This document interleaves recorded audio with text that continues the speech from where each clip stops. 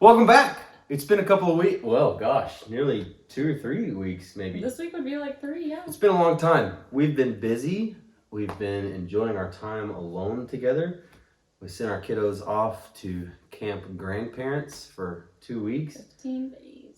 Man, shout out to grandparents all over the world. God bless you and keep you, and may His favor shine upon you.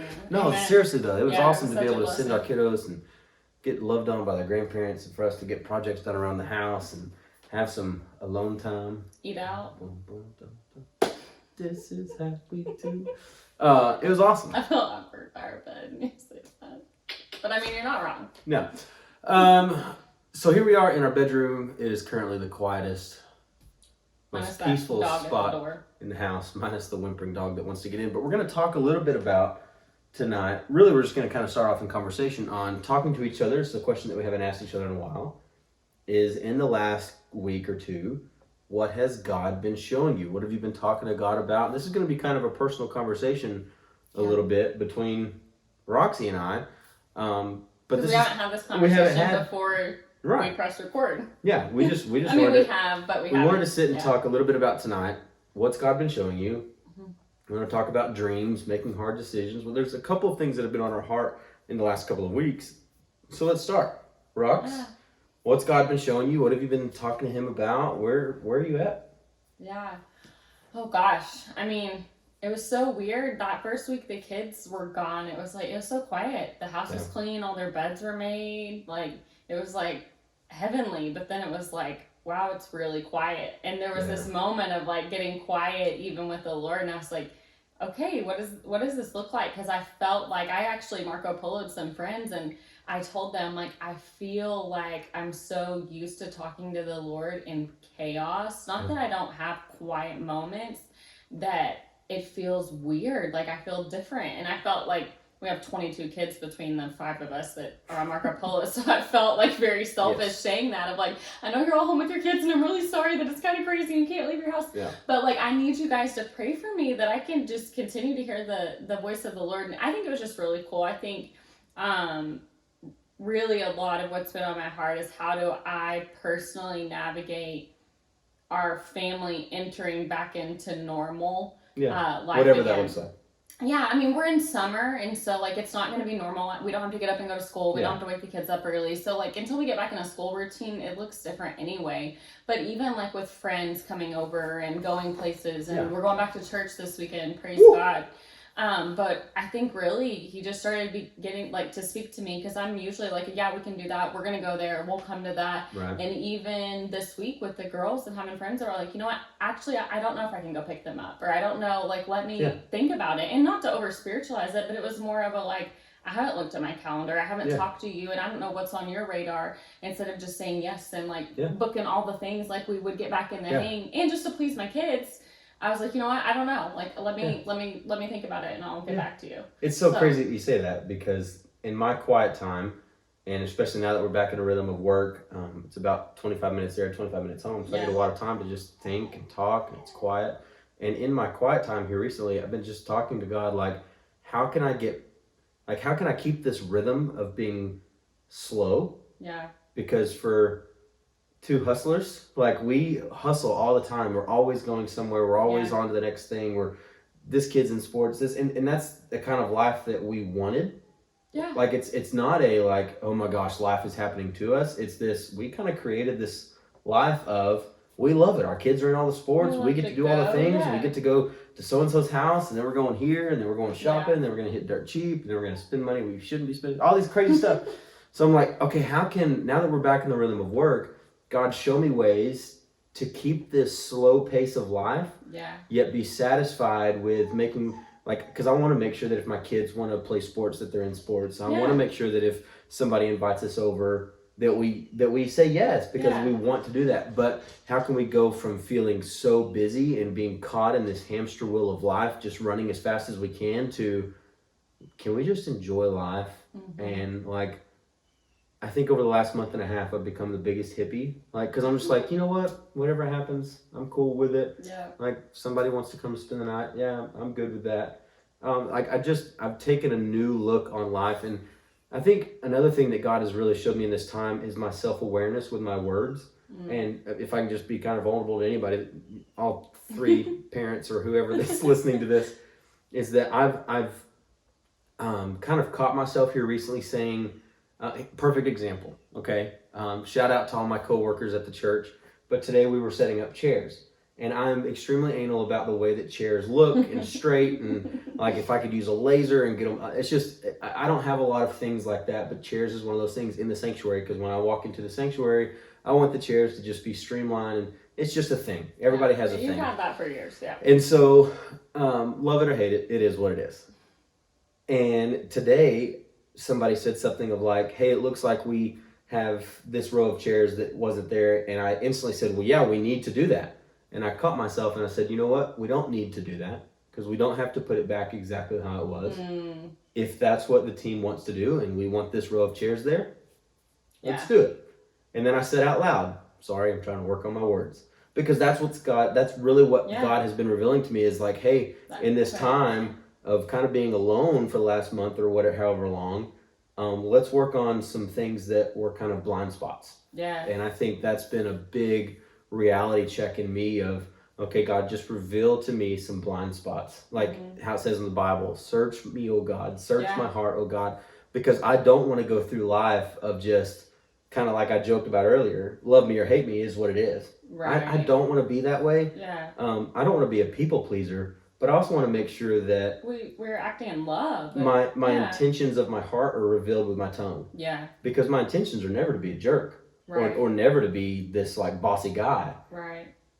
But I need to make sure that my intentions line up with my language. And that's what impact. Yeah. Because everybody's perspective is different.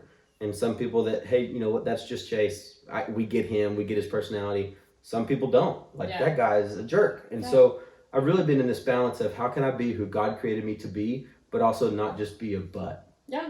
And so that's where I'm at. Yeah, you said something, we don't have to put it back the way that it was. And I think that's just in this season of like, man, everything got shut down and we're coming out of it. Like TJ Maxx open, the Starbucks inside of Target is open, not just the drive-through.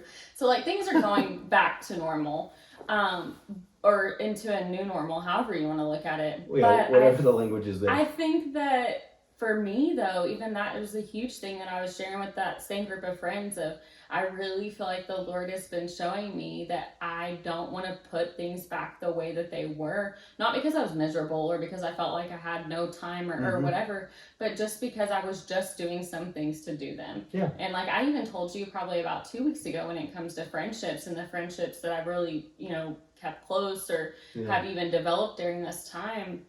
One of the things that we all have in common is we love our spouse and we love our husband with our whole heart. But one of the things I said to you is like, I felt like maybe there were some people speaking into my life or that I was around that were just kind of naggy and that talk negative. And not that we all have perfect spouses, because we don't. Well, I mean, close, but we don't. But I just said to you, I'm just going to say it. I said to you, I think a prerequisite to be my friend is you have to love your husband with your whole heart. And you can come and say like, I'm so frustrated and this is how it hurt my feelings but I'm going to work it out and I'm going to communicate and I know that he loves me. And that's not to say you have to have perfect marriage to be my friend, but I just, the impact of having people in my life during this time that were dealing with family and spouses all working at home together has been huge, because it's been like, man, like, gosh, I'm not used to having my husband here all the time, but then there's been so much beauty that's come out of it. So I think that's something else that's really been on my heart. Yeah, absolutely. This whole process has really been a look in the mirror of life. Yeah. And a look in the mirror of our personalities, our future, our dreams. I mean, it has, I can't say that I've loved it, but I'm the guy that is going to make my introverted side, which I have a lot of, has loved it. Yeah, I know. And you love me being home. Yeah. For the most part. Yeah. But what I was going to say is like, I've really tried my whole life to make the best out of situations that can be kind of crummy. Yeah. And so I have purposely looked at, okay, it is what it is. I could protest. I could talk about my rights. I could talk about the Constitution. I get it. I'd be the first one to stand up and say, hey, come and take it, right? I want to wave a big Texas flag down at my gate that's bigger than our van. Like I feel all the feels when it comes to that. Yeah. But knowing that having that mentality may not change it, I want to make the best of the situation. And so I've done a lot of self-reflection and been halfway grateful that I've had this time to really look inward, look at career, look at future, look at dreams, look at retirement, look at just really, budget. really looked at practical look at budget. stuff. Yeah, just all of the things that encapsulates life and go, am I where I want to be? Am I on the trajectory of where I want to be? Are our kids going down paths that we wanted them to go down or that maybe they're interested in?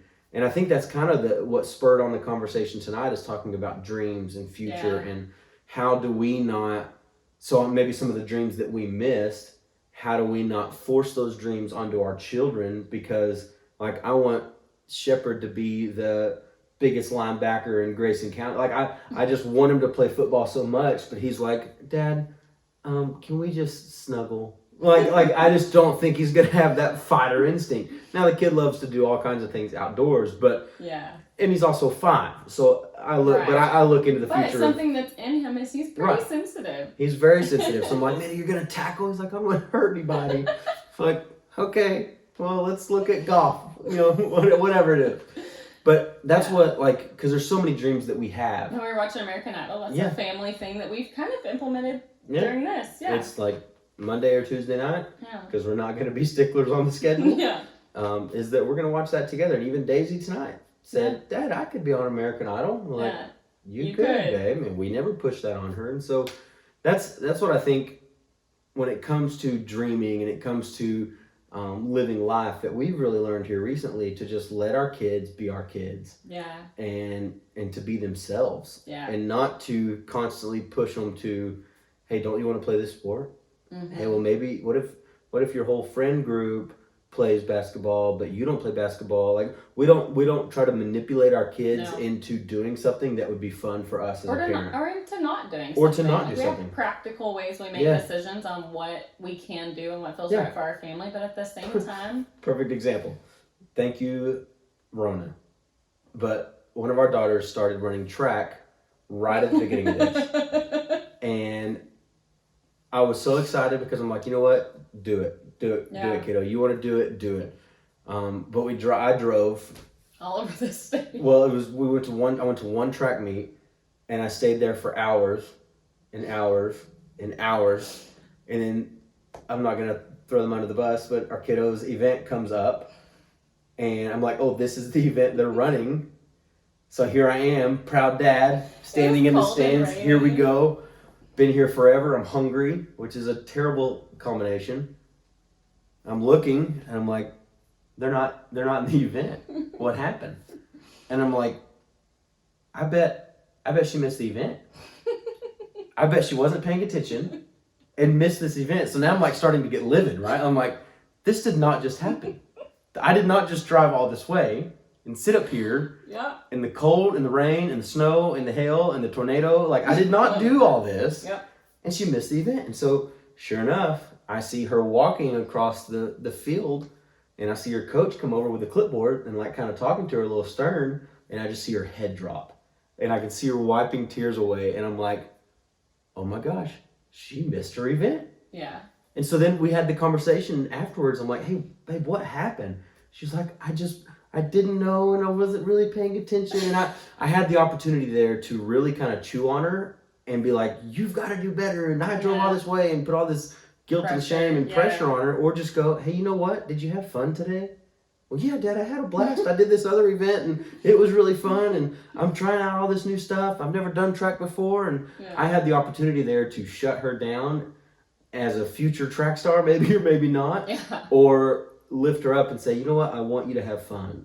And this is your first year. There's no expectation for me as a father to come home with gold stars. I want you to win because I'm competitive. Like, nobody likes to lose. Nobody likes to lose. Can't stand losing. But I had to have some grace there as a parent. That was a parent moment for me to go, okay, I have a choice here. I can chew on her and say, Halls don't lose. We're winners and not losers. Get all biblical, right? We're the head and not the tail, above and not beneath. But I just thought, you know what? I want to make sure she had fun. Yeah. And then I want to talk to her. Then I'm going to teach her the lesson of your coach is not your mom. You've got to pay attention to these things. Yeah. You got to make sure you're not letting your team down, because if this was a big deal, or if this was a high school state track meet and you missed your event, it could really. I had to then go into the explanation of what could have happened. Yeah. But in the beginning, I just wanted to give her a hug and say, "That's all right. Did you have fun?" Yeah. And I think that's where we're at with our kids and dreaming and not getting into kind of what we felt like we were into pre-COVID. Yeah. It's just that hamster wheel of we work and then we hang out and then we go to this sport and then we go to this practice and then we work and then we eat and then we hang out and then we go to this sport, and just constant rotation of, are we actually in the lane of our dream, or are we just on a treadmill of that's good. Life is okay? Yeah. Like, because I want to be being propelled down the highway towards our dream, not just sitting on this comfort treadmill saying our budget's good, we go to church, we love Jesus. Our budget's good, we go to church, we love Jesus. I want to make sure that the decisions that we're making and the decisions we're making are helping our kids make are pushing them towards the purpose that God has over their life, what they're passionate about, how they can love Jesus and have a career as well. Yeah. And do the things that they love to do. And I think that's one of the things I've loved the most about having the kids here without friends, because we do have 2 middle schoolers, so we have friends in and out all the time, which we love, and we want friends here, but having just our family kind of isolated, if you will, has really brought out things that they truly enjoy. Like when you run out of things to do and you're super bored, what's and in then here you starts to just come out. make something with this 3D pen and it's a shape and it's a, like, we've seen creativity and just different things, or hairstyle, just all of these new things come out because it's what's in them. There's no friend influencing. There's no somebody here also like, let's go shoot the basketball. It's like, okay, like this is kind of what you enjoy, and what you enjoy right now. We know that can change, like from 5 to 15, but it's been cool to see, and like, okay, God, like we see that in her, or we see that in him, so show us how to steward that. Well, and my parents, shout out to my parents, because they were really good at that, because being an Enneagram 7, I love change. I love all the hobbies. I want to do all the things, and they heard a pastor that they listened to years ago talk about their kid and how he was like, kids are going to want to change. Kids are going to do things. Let them try it out. Let them do things. And that triggered something in them, because I feel like if they wouldn't have heard that, I would have been maybe stuck in a lane of like you not in a bad way, but like you committed, you're going to stick it out to the end. Which there is some truths to that, absolutely. Sure. But at the same time, a 12-year-old, a 13-year-old, a 14-year-old doesn't have any clue what they want to do.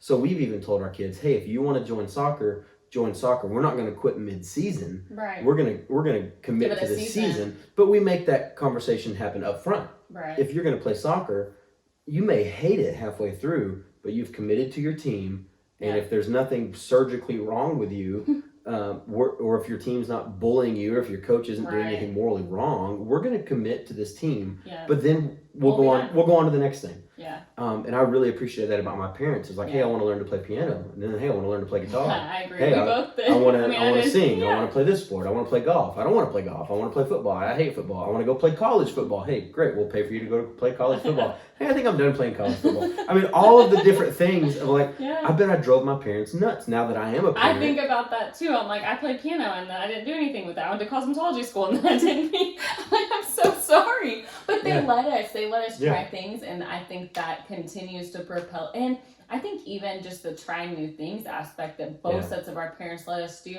we're willing to try new things now. Like we're willing to step out and be embarrassed, if you will, as adults of like, if we try something and it fails, if we start a business and it doesn't work, like we're willing to take that step forward with the Lord. Yeah, go ahead. You have an example? No, I want to hit on that, because so many times I don't know that we may have done this, or maybe in the past we have, I don't know, but I'd have to process it. But I think that a lot of people make decisions to stay in a career or to not chase after a dream based on other people's opinions about them. 100% perception. Oh man, I feel like, I do have a story.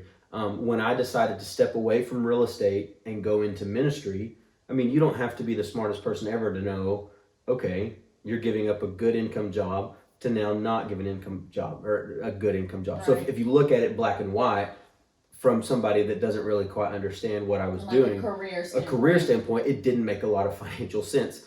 And I had friends ask me, "You're doing what? You're giving up what to do what?" But you know what? I was chasing and pursuing a dream, and that was like a calling on my life of like, I know that in this season of my life, God is telling me to pursue ministry, so I'm gonna pursue ministry, yeah, and it doesn't matter to me what the financials look like, yeah, because if we really trust God, and if we really say, God, you're my provider. yeah, I'm going to be faithful over the little and be ruler over the much. If we believe all of the things the Bible says about this, He will supply all of our needs according to His. If we really believe all that, then what does my check every 2 weeks matter?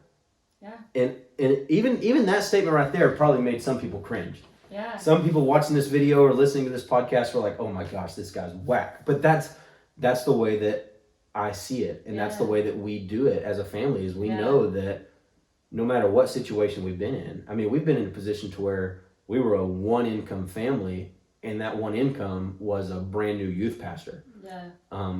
So it was scary at times knowing. I'm glad we're pursuing your dream. I could just imagine you like, glad we're pursuing your dream, Chase, but right after I quit college, when in the world are we going to pay our bills? So no, but it's true to reflect back and to know, like, ultimately we love the Lord and we live for Him. Absolutely. And so we know that He's guided us in every step, and so we know that it's been through Him that's got us to where we are now. But I think we've already had those conversations with our kids, because our kids have expressed dreams to teachers or to friends, and that maybe have careers like doing hair or doing something that maybe wouldn't be considered as a career, like with a 401k and with all of these plans and people have shut them down of like, well, you're too smart to do that. Which is like, whoa, like, thank you, but or that's not going to make enough money. And we've really been able to step in as parents and say, like, there is a practical side to that. But if God is telling you that you're supposed to be a soccer coach at 12 years old, we're gonna steward that in you, and we're gonna see if that continues to be something that He speaks to you. We're gonna teach about multiple streams of income and investments and being stewards over your money and your budgets. Your career doesn't have to fund your whole life. Right. There's lots of things. There's so many different principles there that we're gonna teach our kids. But the number one principle is that I want you to be fulfilled in your calling. I want my kids to look back on life going, I didn't live for popular opinion. I lived pursuing my dreams, and I lived pursuing what God was telling me to do in the directions He was pointing me in the path that He was lighting for me. That's how I want my kids to live. And so I think that's where we're at with dreams, is that one, I want to make sure that we as a family are following God. Two, our kids are following God, and that they're not making decisions based on what's popular and what their friends are saying, but they're listening to Holy Spirit saying, this is who I'm supposed to be. And I had a conversation with my buddy Ashay a couple of weeks, or actually this last week, about how to live for culture versus living for conviction. And I want our kids to live with that conviction, knowing that I lived free because this is who God has called me to be. Absolutely. And so I hope that our heart has come across as not that you're doing anything wrong. If that's how you feel, I don't want you... If you do it different, then this is how we do it. This is how we do it. And I think that's the only thing that we know. We only know what we know. And what we know is that our life... we trusted the Holy Spirit. Yeah, it looks different than a lot of people's because it's just not normal and it's not popular. And that's okay with us. Yeah. So if we've done anything to make you feel like... man, these guys are just beating me up and telling me that I'm wrong. It's not our heart. Our heart is for us to say, here's our life, here's how we do it, and we hope it blesses you. If it does bless you, do us a favor. Share and subscribe to the YouTube channel, subscribe to the Apple Podcasts, all the podcast areas.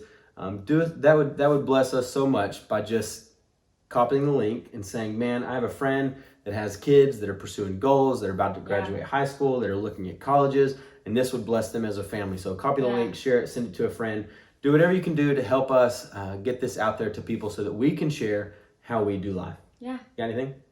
I think that's it. I think Okay. talk to your kids about what they're dreaming about, what gets them Absolutely. excited, what do they love to do. Oh man. And just, it will bless you to hear their answers. And I think that that's just a good way, even as you think about how you may enter back into a new normal or a normal, is figuring out what's inside of your kids right now. It's going to change. They're going to want to do something different next summer. But what can you do with them right now that's making them excited about life? Absolutely. Well, thanks for watching or listening to the next episode of This Is How We Do It. We'll see you guys soon.